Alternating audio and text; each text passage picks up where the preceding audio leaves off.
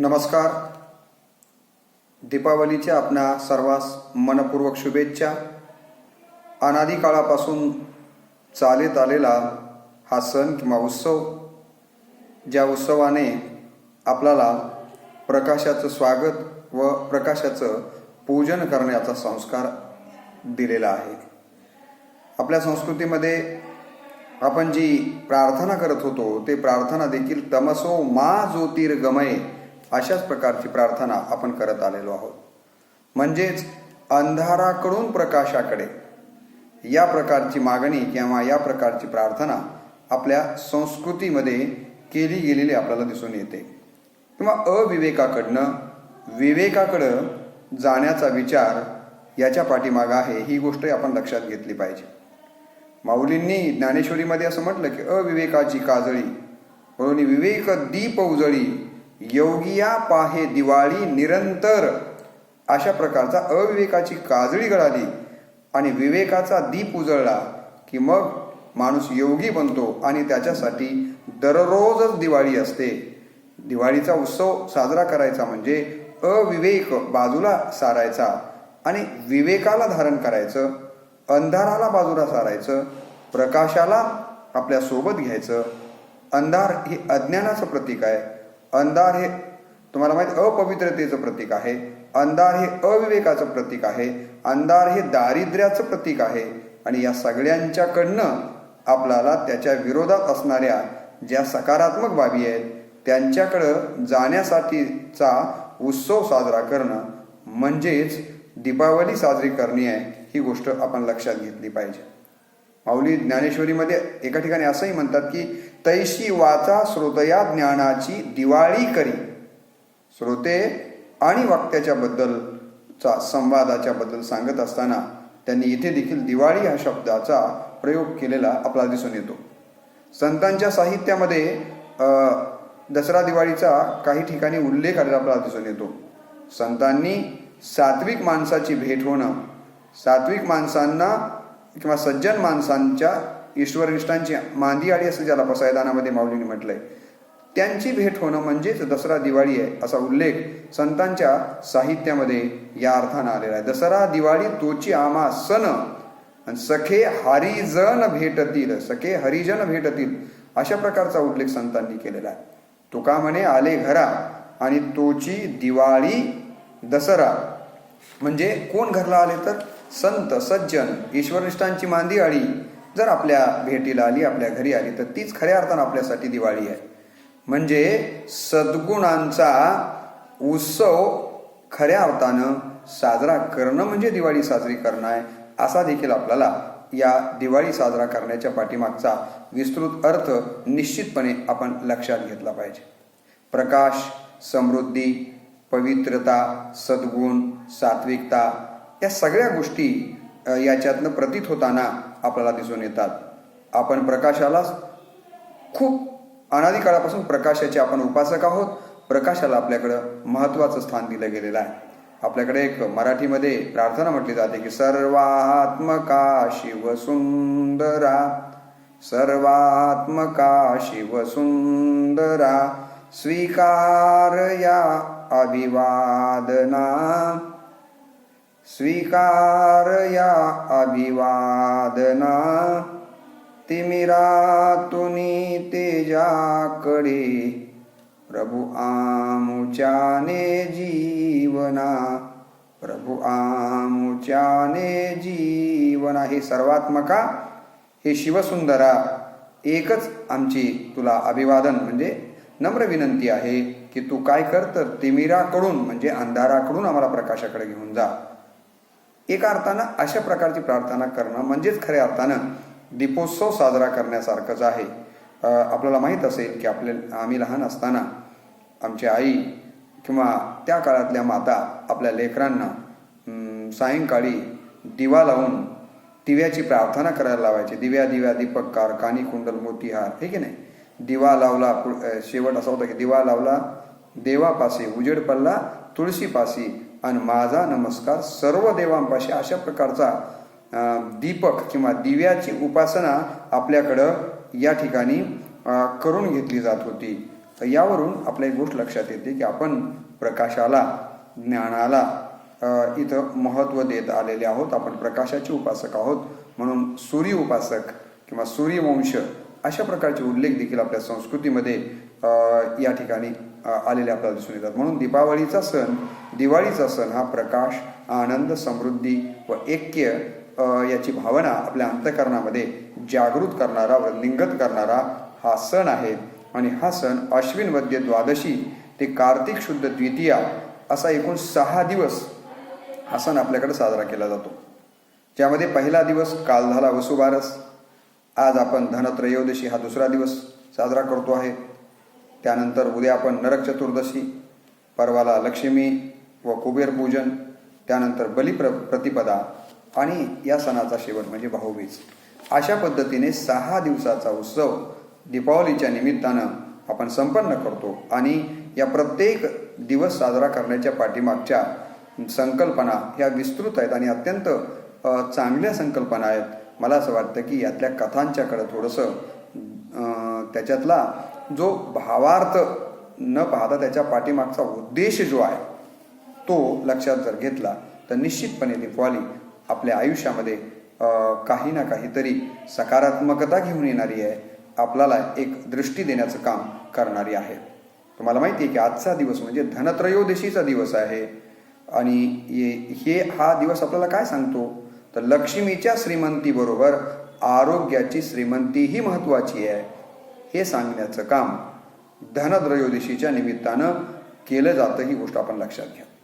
केवळ धन असून चालत नाही आहे, तर धना इतकंच किंवा त्याच्यापेक्षा थोडंसं अधिकचं जर काय महत्त्वाचं असेल तर आपलं आरोग्य महत्त्वाचं आहे. म्हणून आपल्याकडे असं म्हटलं गेलं की देही आरोग्य नांदते, भाग्य नाही या परते. बरोबर आहे की नाही?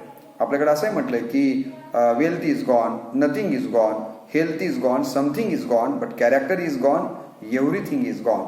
Health is gone, something is gone. आरोग्य गमावणं मला असं वाटतं निश्चितपणे आपल्या दृष्टिकोनातून फार चिंता करण्यासारखी गोष्ट आहे. आणि म्हणून आपल्याकडे असं म्हटलं गेलं की आरोग्यम धन संपदा, सर्वात मोठी संपत्ती जर कोणती असेल तर आपल्याला लाभलेलं आरोग्य हे अत्यंत महत्त्वाचं आहे. आणि म्हणून हिंदीत असं म्हटलं गेलं, पहिला सुख निरोगी काया, दुसरा सुख घर में माया, तिसरा सुख पुत्र आज्ञाकारी आणि चौथा सुख बचन में नारी. अशा प्रकारचं वर्णन या ठिकाणी केलेलं आपल्याला दिसून येतं. आणि या दृष्टिकोनातून देखील याकडं पाहणं अत्यंत महत्त्वाचं आहे. लक्ष्मी आणि बरोबर आरोग्य किती महत्त्वाचं आहे हे सांगण्याचा प्रयत्न इथं केला गेलेला आहे. आपल्याकडं अलीकडच्या काळामध्ये भौतिक सुखसुविधा खूप मोठ्या प्रमाणावर आपल्याला पाहायला मिळतात. परंतु या सुखसुविधा बरोबरच आपल्याकडे TV सेट आहे, आपल्याकडे सोफा सेट आहे, आपल्याकडे टी सेट आहे. परंतु आज अलीकडच्या काळात अनेक लोकांचं माइंड मात्र अपसेट आहे.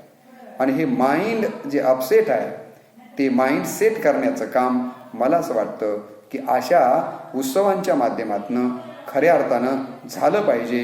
हीच आपल्या इथल्या वडीलधाऱ्या माणसांची असे उत्सव साजरा करण्याच्या पाठीमागची भूमिका असावी. ही गोष्ट आपण इथं लक्षात घेतली पाहिजे. आजच्या दिवसाला धनत्रयोदशी, धनतेरस, धन्वंतरी जयंती, धनपूजन दिवस व यमस्वागत दिन या अनेक नावांनी या सणाला ओळखलं जातं. ही गोष्ट या ठिकाणी आपण लक्षात घेतली पाहिजे. हा सण का साजरा केला जातो तर याबद्दल असं सांगितलं जातं की एकदा विद्याधरीने एक माळ दुर्वास मुनींना दिलेली होती. दिव्य अशी माळ दुर्वास मुनींना दिलेली होती. आणि दुर्वास मुनींनी ही दिव्य माळ कुणाला दिली तर इंद्राला दिली. परंतु इंद्रांनी त्या माळीचा सन्मान करण्याच्या ऐवजी इंद्राने ती माळ ऐरावतीच्या गळ्यात घातली. ऐरावती जो हत्ती आहे त्या हत्तीच्या गळ्यामध्ये ही माळ घातली. आणि हत्तीनं काय केलं तर ती माळ तोडून पायदळी तुडवली. आता मला सांगा की इतक्या सन्मानानं मिळालेली माळ दुर्वास मुनी इंद्रांना देतात आणि इंद्र एका ऐरावतीच्या गळ्यात घालतो आणि ऐरावती नावाचा हत्ती त्याला तोडतो, पायदळी त्याला टाकतो त्या माळेला. निश्चितपणे ज्यांनी ही दिली होती त्यांना राग येणं साहजिक आहे. आणि याचा राग दुर्वास मुनींना आला की इंद्रानं एका अर्थानं माझा अपमानच केलेला आहे. आणि म्हणून रागाच्या भरामध्ये दुर्वास ऋषींनी इंद्राला म्हणे शाप दिला. आणि सांगितलं की तुझं जे एवढं ऐश्वर आहे, कारण तुला श्रीमंतीची किंवा ऐश्वर्याचा मत चालल्यामुळं तू अशा प्रकारचं वागलेलं आहेस, तेव्हा तुझं हे सगळं ऐश्वर काय होईल, नष्ट होईल. आणि इंद्राच्या शापामुळं जे काही इंद्राचं ऐश्वर होतं ते समुद्रामध्ये पडलं असं सांगितलं जातं. आणि मग हे समुद्रामध्ये पडलेलं सगळं ऐश्वर गेल्यामुळं इंद्र चिंतित झाला की आता आपण ऐश्वर्यहीन झालेलो आहोत, आता काय करा. आणि म्हणून इंद्र विष्णू देवाकडे गेला आणि विष्णूंच्याकडे जाऊन हात जोडले आणि म्हणाला की माझं पूर्वीसारखंच ऐश्वर मला हवं आहे आणि ते तर समुद्रात पडलंय, आता त्याच्यासाठी काही उपाय असेल तर सांगा. इंद्रदेव म्हणाले त्याला एकच उपाय आहे की आता तुला समुद्र मंथन करावं लागेल. आणि तुम्हाला माहिती आहे की देवदानवांनी मंदरांचल नावाचा पर्वत आहे की नाही, याची रवी केली आणि वासुकी नावाच्या सापाची दोरी बनवली. देव आणि दानवांनी काय केलेलं आहे, आता तिची फार सगळी कथा सांगत बसलो तर आपला आणखीन जास्तीचा वेळ जाईल. मला थोडक्यात हे सांगायचं आहे की समुद्र मंथन केलेलं आहे. एका बाजूला दानव उभे आहेत, दुसऱ्या बाजूला एक तोंडाकडून त्या वासुकीच्या देव दानव असे दोन्ही बाजूने, एक शेपटाकडून आहे एक तोंडाकडून आहे, असे दोन्ही उभे राहतात आणि समुद्राचं मंथन केलं जातं. आणि समुद्राच्या मंथनातून आपल्याला माहीत असेल की 14 रत्न त्यावेळेला बाहेर पडलेले आहेत. हे कोणती 14 रत्न बाहेर पडले, तर पहिलं रत्न लक्ष्मी आहे, दुसरं रत्न कौस्तुभ आहे, तिसरं रत्न पारिजातक आहे, चौथं रत्न सुरा आहे, 5वं रत्न धन्वंतरी आहे, 6वं रत्न चंद्रमा आहे, 7वं रत्न कामधेनू आहे, 8वं ऐरावत, 9वं रंभा, 10वं उषस्रवा, 11वं शारंग, 12वं धनुष्य आहे की नाही, 13वं शंख आणि 14वं अमृत, असे हे 14 रत्न तुम्हाला माहिती आहे की त्या समुद्र मंथनातनं बाहेर आलेले आहेत. आणि हे रत्न बाहेर येत असताना धन्वंतरी जे बाहेर आले त्यांच्या हातामध्ये अमृत कलश घेऊनच ते बाहेर आलेले आहेत. आणि आपल्याकडं अमृताच्या बद्दल असं सांगितलं जातं की हे अमृत जो कोणी प्राशन करेल त्याला मृत्यू येत नाही, तो अमर होतो. आणि असं हे अमृताचा कुंभ घेऊन धन्वंतरी हातातला कुंभ घेऊन बाहेर आला. आता प्रत्येकाला असं वाटतं की मला अमर होता आलं पाहिजे, म्हणून देवही आणि दानवही त्या धन्वंतरीच्या हातातला कलश घेण्यासाठी वादविवाद करतात. आणि तिथे गोंधळ उडतो ते घेण्यासाठी. आणि मग तो कलश घेत असताना त्यांच्या वादामध्ये कलशामधलं अमृत 12 ठिकाणी पडलं असं आपल्याला त्या सगळ्या कथेमधून सांगितलं जातं. त्यापैकी 8 ठिकाणं जी होती ती परग्रहावर आहेत आणि 4 ठिकाणं जी आहेत ते पृथ्वीवर आहेत, अशा पद्धतीनं सांगितलं जातं. आणि ही 4 ठिकाणं जी पृथ्वीवरची आहेत, जिथं आपल्याला माहिती आहे की कुंभमेळे भरत असतात, ते 4 ठिकाणं म्हणजेच एक आहे प्रयाग, दुसरं हरिद्वार, तिसरं नाशिक आणि चौथं उज्जैन. आणि याच दिवशी समुद्र मंथनातून धन्वंतरींनी प्रगट झाले.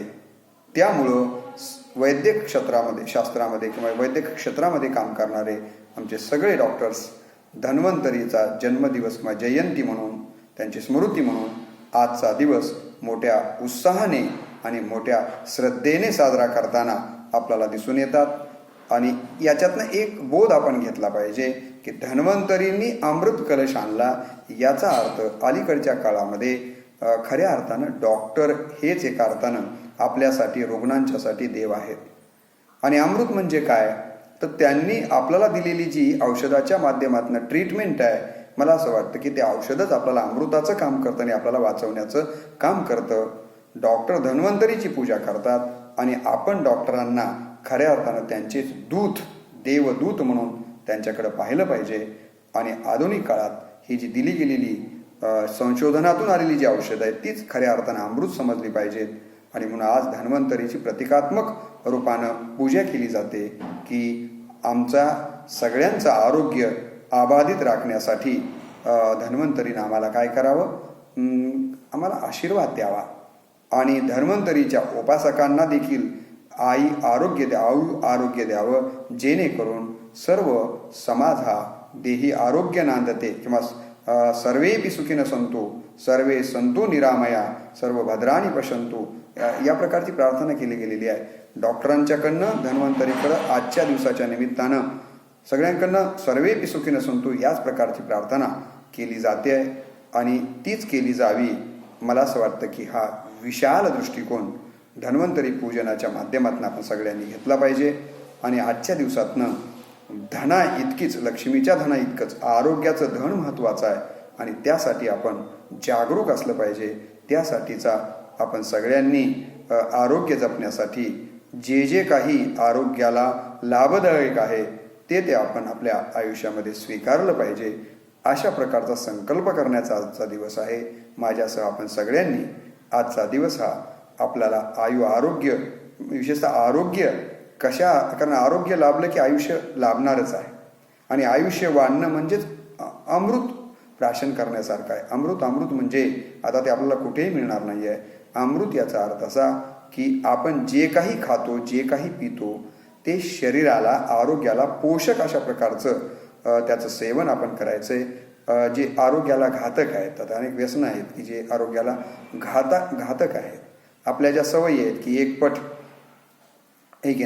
एकपट काय करतो आपण, एकपट खाणे, दुप्पट पाणी पिणे, तिप्पट चालणे, चौपट हसणे आणि पाचपट आरोग्यदायी बनणे, हा आरोग्याचा मंत्र जो आहे तो मंत्र आपण सगळ्यांनी पाळला पाहिजे. पण आपल्याकडे काय होतं, आपण दुप्पट खातो, एकपट पाणी पितो, चालण्याचा आपण कधी प्रयत्नच करत नाही. पळणं तर फार दूरची गोष्ट आहे. साप मागं लागल्याशिवाय किंवा वाघासारखा असा हिंस्र पशु दिसल्याशिवाय आपले पाय पळण्याचा विचारच करत नाही आहेत. आणि चौथी गोष्ट, हास्य देखील दुरापास्त झालेला आहे आणि म्हणून माणूस सतत ताणतणावामध्ये आहे. त्यामुळं अत्यंत अकाली माणसं वृद्ध दिसायला लागलेली आहेत.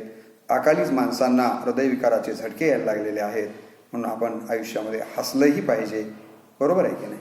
तर या प्रकारचे जर आपण आरोग्याचे मंत्र पाळले, ते पाळणं म्हणजेच धन्वंतरीचं स्मरण करणे, पूजन करणे आहे. अशा प्रकारचा आरोग्याला आपण आजच्या दिवशी महत्त्व देण्यासाठीचा मला असं वाटतं की आशीर्वाद या धन्वंतरीकडनं घेऊया आणि धन्वंतरीचे पूजक असणाऱ्या वैद्यकशास्त्रातील सगळ्या डॉक्टरांचं आरोग्य अबाधित राहावं आणि त्यांच्याकडनं सर्वेपि सुखिनः सन्तु सर्वे सन्तु निरामया अशा प्रकारची सेवा घडत राहो, एवढीच आजच्या दिनी आपण या ठिकाणी प्रार्थना करूया.